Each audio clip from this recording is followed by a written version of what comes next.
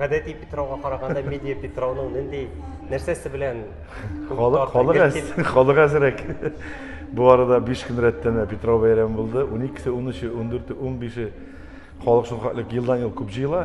Авылларга, менә бу кая оештыралар шунда инде. Мин монда әле бу бәйрәм икенче генә тапкыр оештырадылар. Мин узган елда килгәнмен, но узган елга караганда халык бер 5 мәртәбә күбрәк бу ел. Нәрсә белән аерладым инде. Монда инде артык бәйрәм эченә кирип китү түгел, монда шул концерт формасында да тегендә бит инде уеннар белән, гореф-гадәтләрне күрсәтеп, зуррак масштабларга үткәрелгән җирдә дип әйтәм инде. Шул менә Петровда анда бит инде кызлар урлаганнар дип әйтәм дә, әйме? Менә ниндидер теге тәҗрибәле кеше буларак, нинди киңәш бирер, күп Петровларны күргән кеше буларак, нинди киңәш бирер идегез менә җегетләргә? Ничек итеп урларга дөрес итеп? Безнең дөресен әйткәндә Рәмис Ләкмәде ул нигә? Безнең заманга кыз урлау. Әллә безнең яктагы керәшеннәргә генә теге күз алдап әйтәм инде мин. Керәшен бит ул аерыла жагы белән. Шуңа күрә мин ничектер кызны урлаганнар икән дигән бер кичкенәдән ишетмәдем. Бәлки булгандыр да инде безгә хәтле.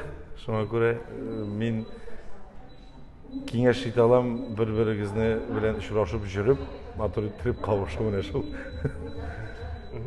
Һәм менә хәзер бит инде менә бу бәйрәм ул теге республика масштабында узаймы? Менә бу нәрсә бирә менә шушындый милли бәйрәм сезнең үзегезгә рухи яктан дип әйтим мин шунда.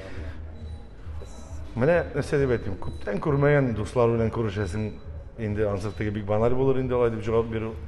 Ну, керәшен әйткәнемчә сибелгән төрле яктан киләләр. Мин булмаган җирләрдән килгән керәшеннәрнең белән бер-беребезне чагыштырып карыйм менә теге киемнәргә игътибар итеп, сөйләмгә аралашасың бит инде барыбер.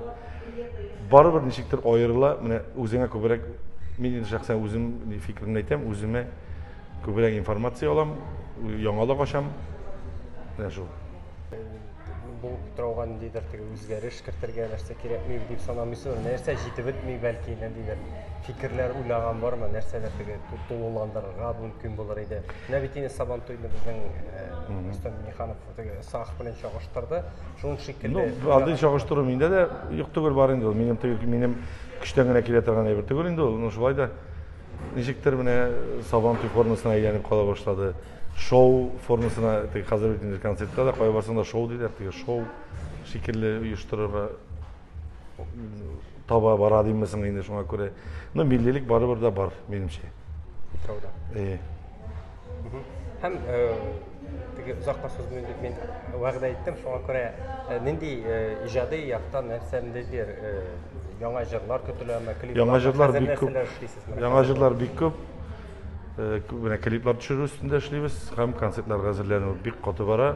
23-24 сентябрьдә безнең инде минимум концерт булырга тиеш февральдә. Ул билгеле сәбәпләр аркасында без аны куя алмадык. Шуңа күрә пирамида концертлар залына сентябрь аенда менә башлап җибәрәбез Алла бирсә. Планнар зурдан, илләр тыныч булсын, дөньяда тыныч булсын дип телибез. Сәламәтлек булсын менә шул. Клип нәрсә турында? Әлегә 2 җырга клип төшерергә нитәбез, берсенә сценарий язылып бетеп бара менә, пока әйтмим әле кайсы җыр икән. Әз генә булсын. Менә радиода бара шул җырлар, ул бит колакка чалына җыр. Юк, нинди теге ниндидер артистларны чакырыпмы? Ансысын теге минем бер дус майның шаярып әйтә торган сүз бар, кешеләре куелган эшлиләр дип. Шул шикелле.